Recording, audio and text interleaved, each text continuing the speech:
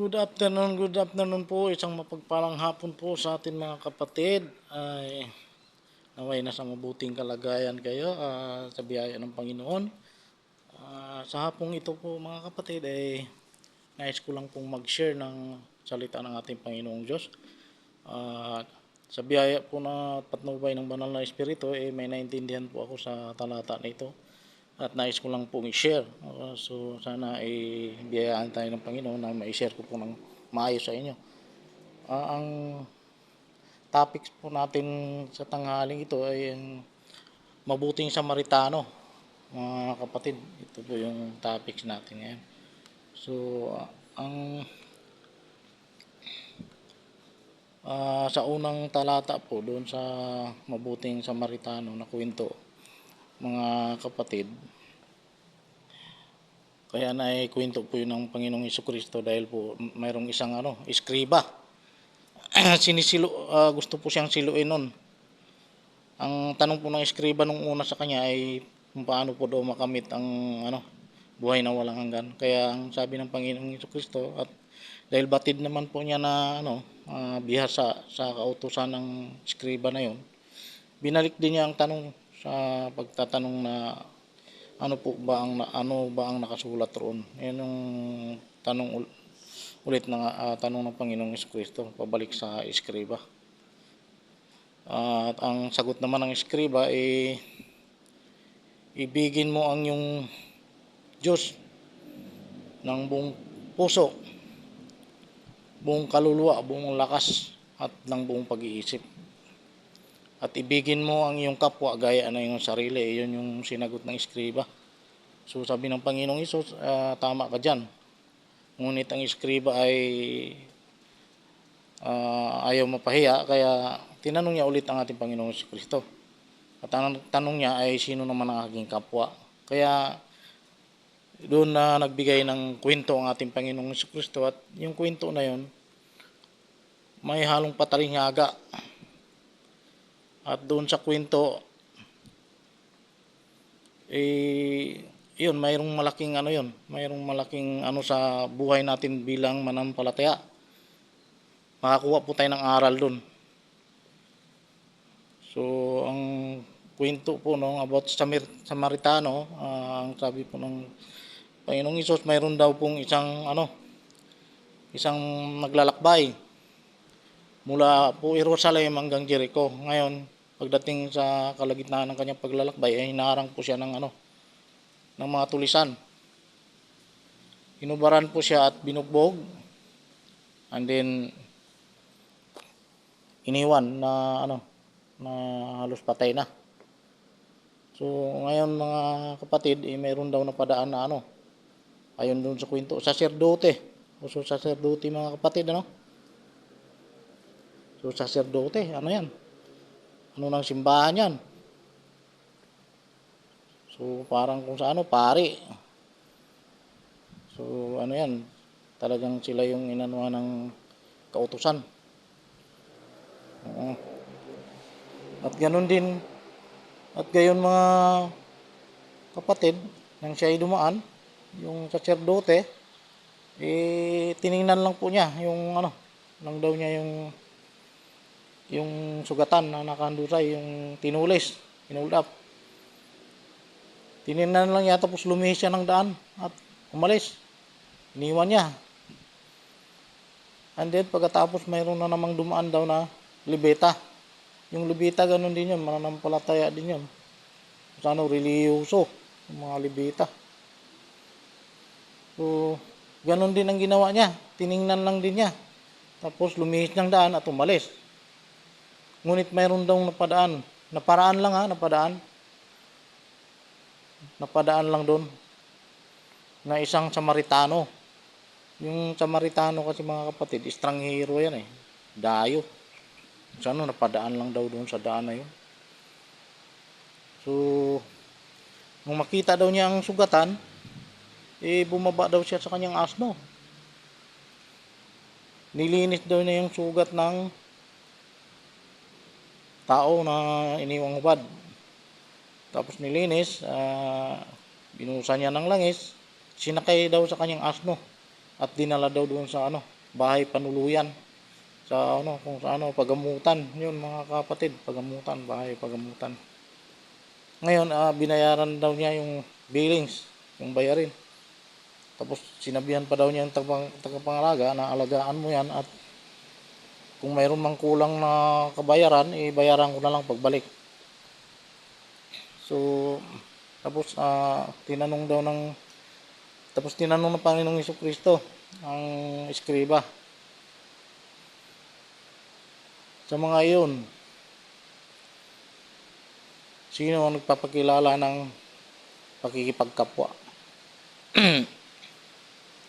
O sino daw sa mga iyon ang nagpapakilala o nagpapakita ng pakikipagkapwa? Yun ang tanong ng Panginoong Jesucristo sa eskriba. So sabi naman ng eskriba, yun daw nahabag, yung tumulong. So yun yung Samaritano, mga kapatid, no? At ang sabi ng Panginoong Jesucristo doon sa eskriba, o gayon din ang gawin mo. O gayon, humayo ka, gayon din ang gawin mo. O, sabi ng Panginoong Jesucristo doon sa eskriba, ganun din daw ang gawin niya, yung ginawa nung Samaritano, mga kapatid.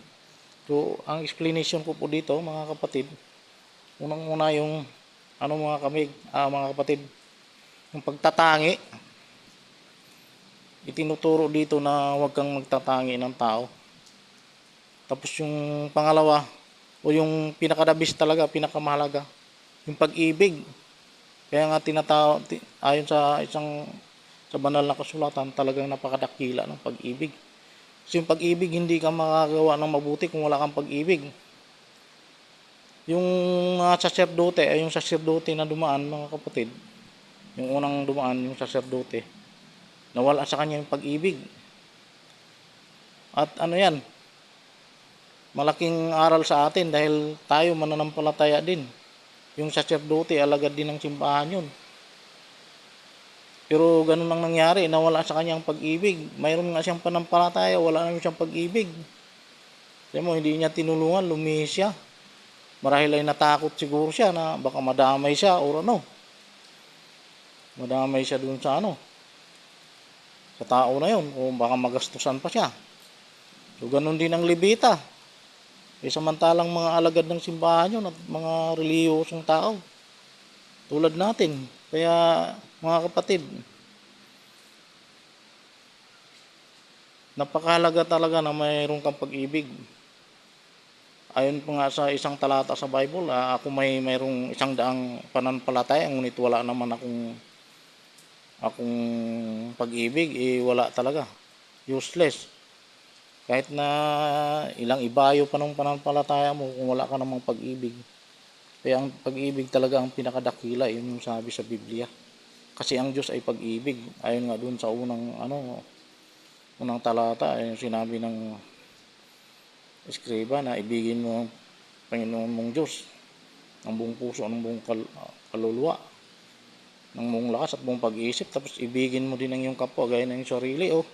Diba mga kapatid? Pag-ibig talaga. Yun yung kaya yun yung pakaingatan natin. Baka mamaya matisod tayo dahil sa ganyan. Matisod tayo. So, kasi tingnan mo yung Samaritano, mga kapatid. Yung Samaritano, hindi man yun mananampalataya Hindi naman mananampalataya yun. Estranghero yun Yung sa hintil. Pero tumulong siya. Siya pa ang tumulong. So siya ngayon ang may pag-ibig. O hindi naman siya mananampalataya. O anong sabi ng Panginoong Hesus? Sino ngayon yung nagpapakita ng pakikipagkapwa, di ba? Ang sabi, yung nahabag, yung tumulong. Yun ang sagot ng Samaritano. O ng eskriba. O sabi naman ng Panginoong Hesus, humayo ka at gayon din ang gawin mo. O yun daw ang gawin. Di ba mga kapatid? At saka yung yung dapat huwag kang magtatangi ng tao. Kasi di ba ang tanong doon, sino ang aking kapwa? Baka mamaya tutulungan natin yung yung membro lang natin sa iglesia. Di ba? Pagkakita na, hindi naman natin ka-iglesia yan, huwag niyong tulungan yan. Ganun yun. Siguro kung yung yung ano, yung saserdote, kung yung nakita niya ay kamiembro niya sa church, tutulungan siguro niya yun. Eh hindi niya kilala kaya hindi niya tinulungan. Pati yung libeta. So, isa rin yun mga kapatid, yung pagtatangi natin. Mm. Eh, baka mamaya tutulong lang tayo sa mga kapatid natin. Pero may mga taong hindi naman wala sa loob ng iglesia natin, hindi natin tutulungan kasi hindi natin ka-iglesia. Yun yung ano doon mga kapatid, aral. Tapos yung pag-ibig. Kahit na may alam mo pa yung Biblia mula umpisa hanggang kasulok-sulukan ng Biblia, memorize mo. Kung wala kang pag-ibig, wala din. Diba? Yung napaka-importante talaga yun. Para hindi tayo matisod.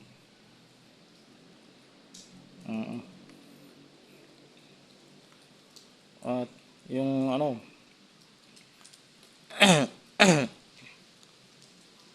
kaya naman pag-ibig tayo. Baka mamaya mamanghiram sa inyo ng ano, pera dahil yung anak niya nagkasakit or na ano, wala silang bigas, walang makain. Masama pang pag-iisip natin, baka sabihin, eh, susugal lang din nila yan. O walang pag-ibig yun. Kapatid, so nagpahiram ka man, pero mayroon kang ano, mayroon kang pinag-iisipan mo pa ng masama.